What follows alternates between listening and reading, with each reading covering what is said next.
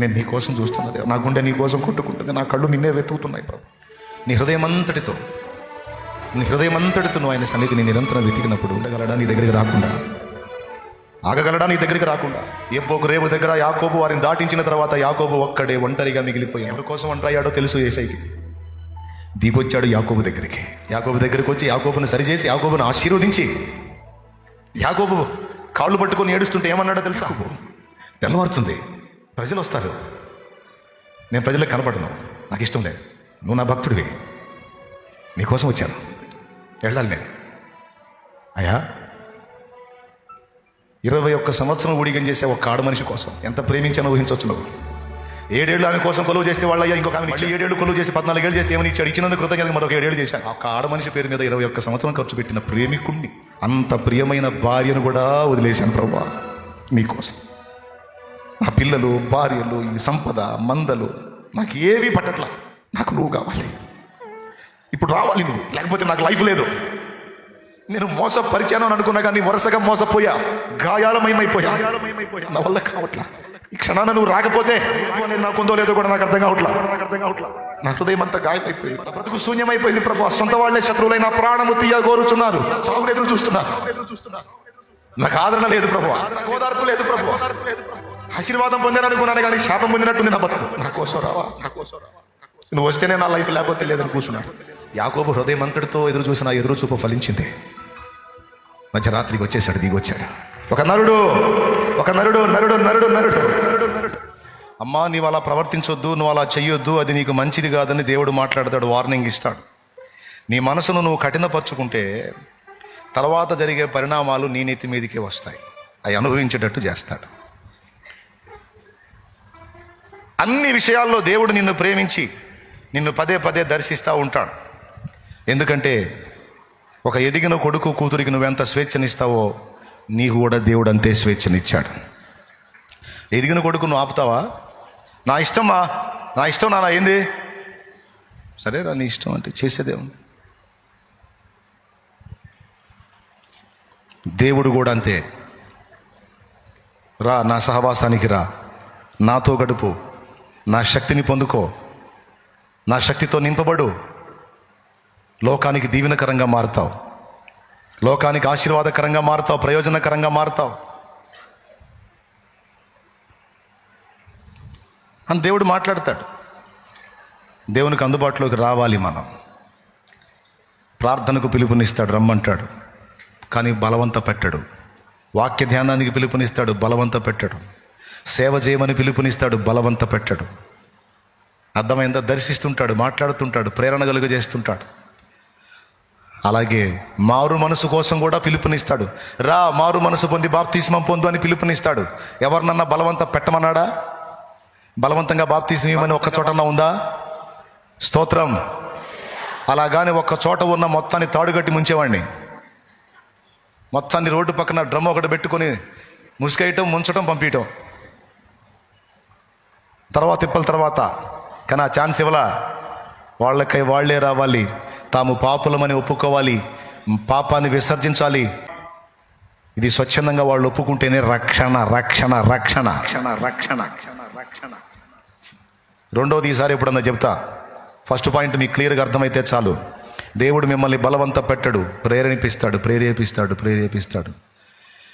ఎంత మెత్తగా నువ్వు లోపడతావు అంత ఎక్కువగా దేవుడు నిన్ను దర్శిస్తూ ఉంటాడు. ఎంత ఎక్కువగా నువ్వు విధేయత చూపుతావో అంత అందుబాటులోకి వస్తాడు దేవుడు నీకో. నువ్వు ప్రార్థించి ఎవరి కోసం, ఎవరి మార్పు కోసం అడుగుతున్నావో వాళ్ళని కూడా దర్శిస్తాడు నీ ప్రార్థనను ఆధారం చేసుకొని. లోబడిన వాళ్ళందరికీ రక్షణ, లోబడని వాళ్ళందరికీ శిక్ష. రక్షణకు ప్రేరేపిస్తాడు, సహవాసానికి ప్రేరేపిస్తాడు. నిజమండి, మన సహవాసాన్ని ఎంత ఇష్టపడతాడో దేవుడు.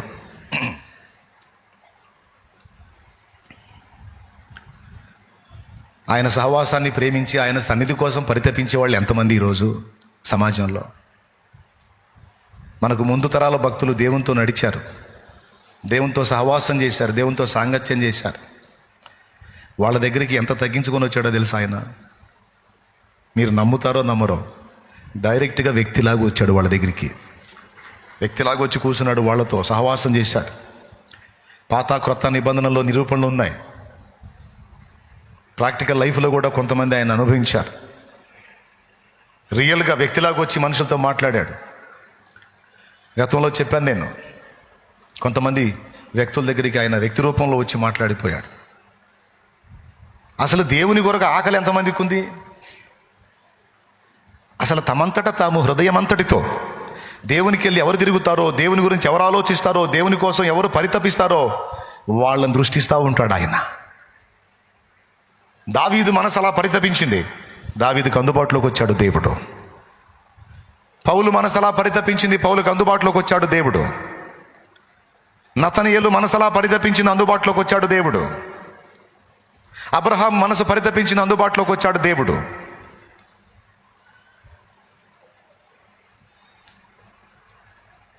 ముంగమూరి దేవదాసయ్య గారి పేరు ఎంతమంది విన్నారు? బైబిల్ మిషన్ వ్యవస్థాపకులు. చిన్న ప్రాయములో ఆయన ఉన్నప్పుడు, చాలా చిన్న ప్రాయం నుంచి ఆయన దేవునితో నడిచిన భక్తుడు. 6 ఏళ్ల ప్రాయములో ఆయన ఉన్నప్పుడు తల్లిదండ్రిని కోల్పోయాడు. పినతండ్రి దగ్గర పెంచబడ్డాడు. 1 సంవత్సరం తర్వాత ఆయన కూడా చనిపోయాడు. ఈయనని మిషన్ స్కూల్లో చేర్చి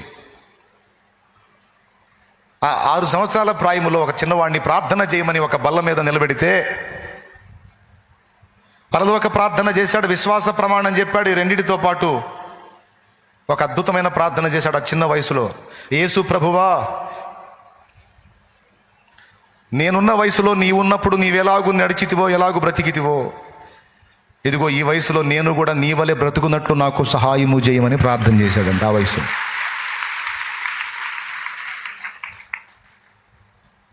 ఆ చిన్నవాడిని ఉంచుకోవడానికి మిషన్ ఇష్టపడకపోతే పరీక్ష చేయాలని చెప్పని ఆయన్ని పరీక్ష చేస్తే ఆ మాటలు బలికాడు ఆయన.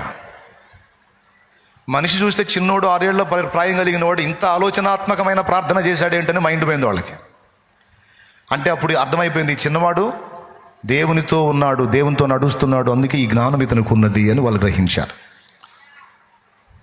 ఎంత లీనమైపోయాడంటే ఆయన దేవునితో, ఎంత అనుబంధం ఏర్పరచుకున్నాడంటే దేవునితో. ఈరోజు అందరూ వినండి, యవనస్తులు, చిన్నలు, పెద్దలు, పిల్లలు కూడా వినండి, ముసలోళ్ళు, కుర్రోళ్ళు అందరూ వినండి. ఒక్క మొక్క చెప్పి ప్రార్థన చేస్తా. చెప్పేదా? ఎంతమంది చెప్పమంటారు? చేతులు ఎత్తండి.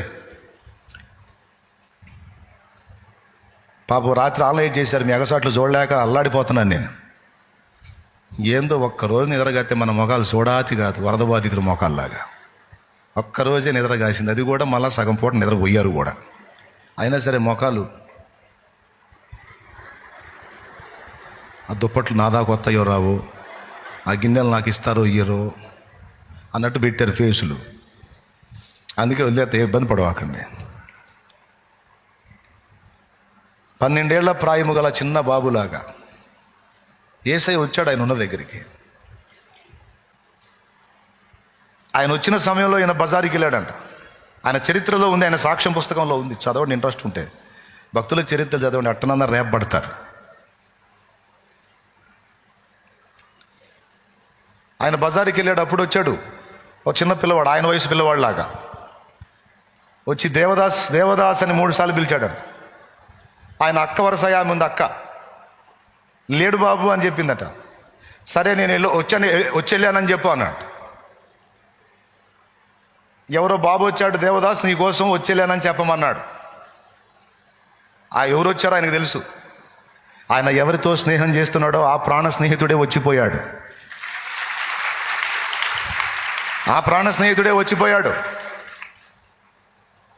బహుశా నాకు తెలిసి ఆ టయానికి ఆయన దగ్గర కూర్చుంటాడేమో. మళ్ళీ మరుసటి రోజు కూడా వచ్చాడు. ఈయన మళ్ళీ బజారు పోయాడు. ఏదో తెమ్మని పంపిస్తున్నారు, మరి పెద్దలకు విధేయత చూపాలి కదా. ఆయన వచ్చే టయానికి ఈయన పోతున్నాడు. మళ్ళీ వచ్చి మళ్ళీ పిలిచి 3 సార్లు దేవదాస్ 3 సార్లు. లేడు బాబు, రోజు వస్తున్నావు, నువ్వు వచ్చే టయానికి బజారుకి వెళ్తా ఉన్నాడు. సరే నేను వచ్చానని చెప్పు అని మళ్ళీ పోయాడు. ఎవరు నువ్వు అంటే నేనెవరో ఆయనకు తెలుసులే, నువ్వు చెప్పు అనిపోయాడంట. మళ్ళీ వచ్చినప్పుడు చెప్పింది అక్క, ఆ బాబు ఎవరో విచిత్రంగా ఉన్నాడు రా, నిన్ను అడుగుతున్నాడు, నువ్వెవరో చెప్పంటే నేనెవరో ఆయన తెలుసులే, నేను వచ్చానని చెప్పని పోతున్నాడు. ఎవరు అని అడిగింది. ఈయనకు తెలుసు ఆయన ఎవరో. మళ్ళీ మూడో రోజు కూడా వచ్చాడు. మూడో రోజు కూడా వచ్చి దేవదాస్ అని పిలిచి ఆయన బజారుకు పోయాడని తెలుసుకొని చెప్పినప్పుడు మళ్ళీ అదే చెప్పాడు, నేను వచ్చిపోయానని చెప్పు. ఆయన నడుస్తా వెళ్తా ఉన్నాడంట. బాబు రోజు వస్తున్నావు, పిలుస్తున్నావు, నేను వచ్చిపోయానని చెప్పి అంటున్నావు, నేనెవరు ఆయన తెలుసు అంటున్నావు, ఎవరు, నీ పేరేంటి అంటే పోతానే ఆ మలుపు తిరుగుతా ముందుకెళ్ళన్నాడు, నా పేరు వాక్యం అనిపోయాడంట. నా పేరు వాక్యం. ఆ మాట విని ఈమె, ఏంది ఈ పేరు విచిత్రంగా ఉంది, వాక్యం ఏందని కొంచెం పరుగున ముందుకెళ్ళి చూస్తే ఎవరు కనపడలే అక్కడ.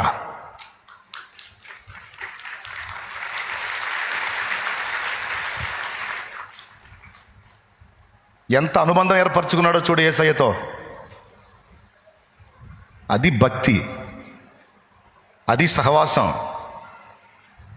నా దేవుడు అన్యాయస్తుడు కాదు, నా దేవుడు పక్షపాతి కాదు. హృదయం అంతటితో ఆయనను ప్రేమించి ఆయనను వెతికితే నీ కోసం దిగొస్తాడు రా తల్లి, నీ కోసం దిగొస్తాడు నాన్న, నీ కోసం దిగొస్తాడు నా యేసయ్య దిగొస్తాడు. నీతో గడుపుతాడు, నీతో మాట్లాడతాడు, కానీ నీ హృదయం అంతటితో ఆయన ప్రేమించాలి. నీ గుండె ఆయన కోసం పరితపించాలి. వెండి బంగారములు నాకు వలదు, పేరు ప్రఖ్యాతులు నాకు వలదు. ఫ్యాన్లు అయ్యండి అయ్యా, గాలి రావట్లా, చేతులు చూపిస్తున్నా మీకు ఎలగట్లా, లీనమైపోయారు.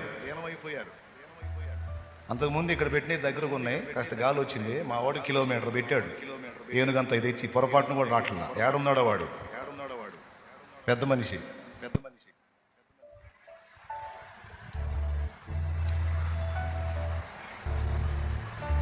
ఫీల్ అంతా పోయింది కదా, పోనీవాకండి. 3 సార్లు ఆయన రాలేదని ఆయన కోసం వచ్చి బాలుడయ్యున్న దేవదాస్ దగ్గరికి బాలుడుగానే వచ్చాడు. సహవాసానికి వచ్చాడు, సహవాసగాడిలాగా వచ్చాడు. ఏం పేరయ్యా నీ పేరంటే వాక్యం అని చెప్పి వెళ్ళాడు. నీకోసం వస్తాడా? నీకోసం వస్తాడా? అసలు అంత ప్రేమించావా? అంత లీనమయ్యావా? అంత కనెక్ట్ అయ్యావా దేవుడికి?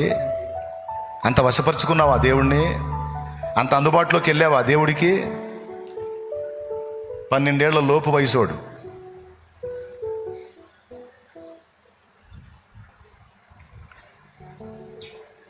సిగ్గేసిందా చదివినప్పుడు? నిజంగా నా కోసం వస్తాడా యేసయ్య అలాగా?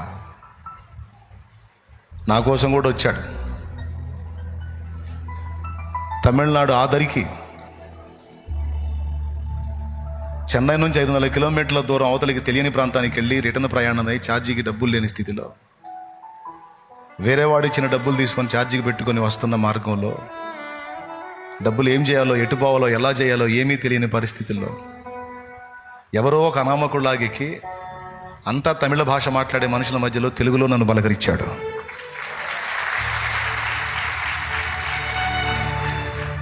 రెండు చేతుల్లో ఆహార పదార్థాలు ఉన్నాయి. చెన్నైలో రైలు దిగిన తర్వాత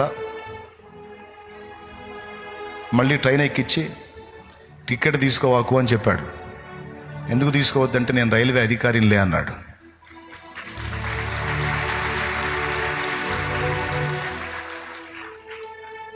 నేను చేరాల్సిన గమ్యం వరకు దారి పొడవునా నాతో మాట్లాడుతూ నాకు ఆకలైనప్పుడల్లా ఆహార పదార్థాలు అందిస్తూ 2 ప్యాకులు తినలేక తెచ్చా.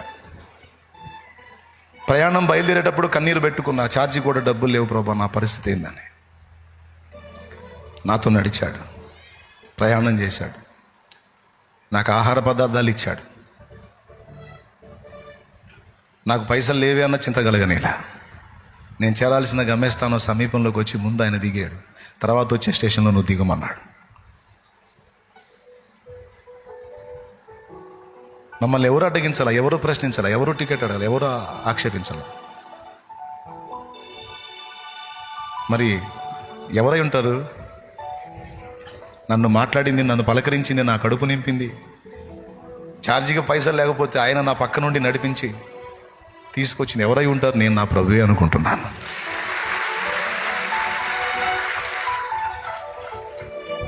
నాకున్న అనుభవాలు, ఆ భక్తునంత అనుభవాలు లేకపోయినా ఎంతో కొంత నాకున్నాయి. నేను కూడా తపన పడతాను ఆయన కావాలని. భక్తులతో సహవాసం చేసిన దేవుడు, భక్తులతో నడిచిన దేవుడు నీతో కూడా సహవాసం చేయాలని ఆశపడుతున్నాడు. నువ్వంత ఆకర్షించగలవా యేసయ్యని? నీ దగ్గర వెండి అడగడు, బంగారం అడగడు, ఏ మూల్యాలు అడగడు. నీ ప్రేమని, ఆసక్తినే కోరుకుంటాడు. నీ హృదయం ఆయన కోసం పరితపిస్తుందా? ఆయనే వెతుకుతుందా? ఆయన కోసమే ఆరాటపడుతుందా? అట్లయితే నీ కోసం ఆ మహిమను వదిలిపెట్టి మళ్ళీ నీతో సహవాసం చేయడానికి భూమి మీదికి రావడానికి నా ప్రభు సిద్ధం.